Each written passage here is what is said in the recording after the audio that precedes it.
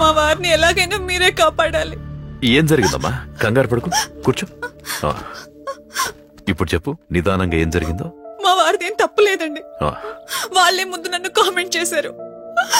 అడగడానికి వెళ్తే పెద్ద గొడవ అయింది. అనుకోకుండా తోసేశారు. వాడి తలకు పెద్ద గాయమైంది. నువ్వేం భయపడకు, నేను చూసుకుంటాను. ఏ పోలీస్ స్టేషన్ చెప్పు?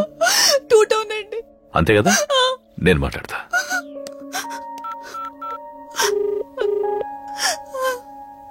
హలో, ఎస్ఐ జనార్దన మాట్లాడేది? నేను ప్రెసిడెంట్ మధుసూదన్ రెడ్డిని మాట్లాడుతున్నా. నువ్వు ఇప్పుడు అరెస్ట్ చేసి తీసుకెళ్లావే, వాడు నాకు తమ్ముళ్ళు అంటాడు.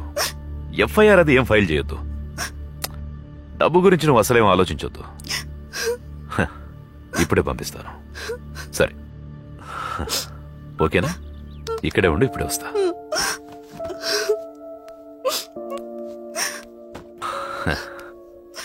ఏం లేదు, చిన్న ఫార్మాలిటీ ఉంది.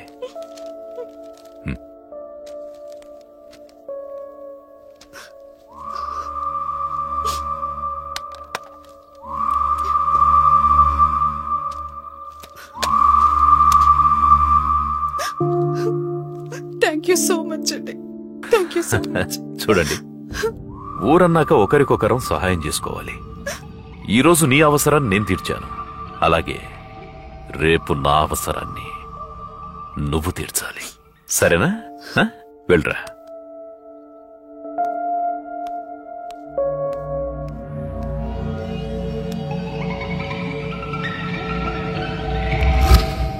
సార్, చాలా థ్యాంక్స్ అండి. నన్ను మీరు పెద్ద ప్రాబ్లం నుండి బయటపడేశారు.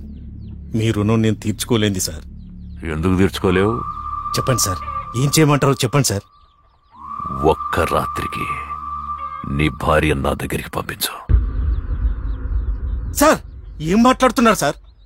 నేను కరెక్ట్ గానే మాట్లాడుతున్నాను, నువ్వు కరెక్ట్ గానే వింటున్నావు. ఒక్క రాత్రి నీ భార్య. సార్, మీకేమైంది సార్? నీ భార్య మీద మనసు అయింది. ఏం కూర్చోవరా? నీ అంత చూస్తాను.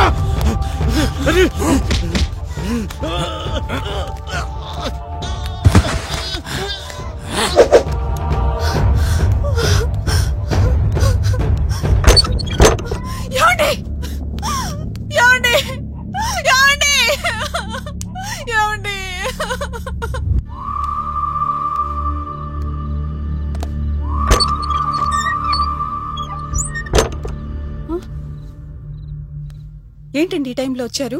ఏంటిదంతా? డబ్బులు తీసుకొని చాలా కాలం అయిందిగా, ఎప్పుడు ఇస్తావా అని అడగడానికి వచ్చాను. ఏ రావద్దా?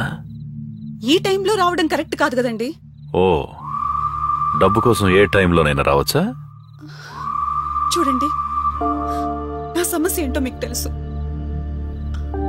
ఆయన చనిపోయాక లైఫ్ని ఎలా స్టార్ట్ చేయాలో కూడా నాకు అర్థం కావట్లేదు. పిల్లలు చిన్నవాళ్ళు. ఇప్పటికిప్పుడు మీ అప్పు నేను తీర్చలేనండి. అయితే ఓ పని చెయ్యి,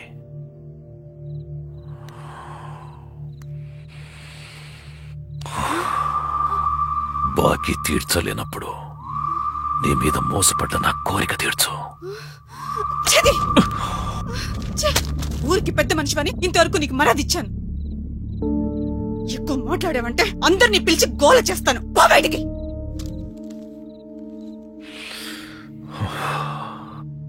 వెళ్తాను. నువ్వు తీసుకున్న 5 లక్షల డబ్బు వడ్డీతో కలిపి 6 లక్షలయింది. ఆ డబ్బిచ్చేస్తే నేను సైలెంట్ గా వెళ్ళిపోతాను. లేదంటే లేదంటే కోర్టుకెళ్తాను. కోర్టుకెళ్తే ఏం జరుగుతుందో తెలుసా? నిన్ను జైలుకు పంపిస్తారు. నువ్వు జైలుకెళ్తే నీ పిల్లల పరిస్థితి ఏంటి? నీకు జైల్లో కూడా మనశ్శాంతి లేకుండా చేస్తా. నువ్వు నా కోరిక తీర్చకపోతే నీ పిల్లల్ని నీకు లేకుండా చేస్తా. తీసుకో, పడుకో, పడుకో. ఆలోచించుకో. నీకు దండం పెడతాను, నా పిల్లల్ని ఏం చెయ్యకండి. దండం పెడతాను, నన్ను వదిలేయండి. అలా ఆమెను సైకలాజికల్ గా లొంగ తీసుకుని ఎప్పుడు మూడొస్తే అప్పుడు బలవంతంగా తన కోరిక తీర్చుకునేవాడు. ఇదంతా జరుగుతున్నప్పుడు ఆమె 2 మగపిల్లలు దుప్పటి కప్పుకొని మదర్తో జరిగిన కాన్వర్సేషన్ అంతా విన్నారు. ప్రాబ్లమ్స్ ఏమున్నా కలెక్టర్ గారికి చెప్తే సాల్వ్ చేస్తారన్న మాస్టర్ మాట వాళ్ళకి గుర్తొచ్చింది. ఆ పిల్లలు ఎవరికీ తెలియకుండా ఎంతో బాధతో కలెక్టర్కి లెటర్ రాయడం స్టార్ట్ చేశారు. గౌరవ్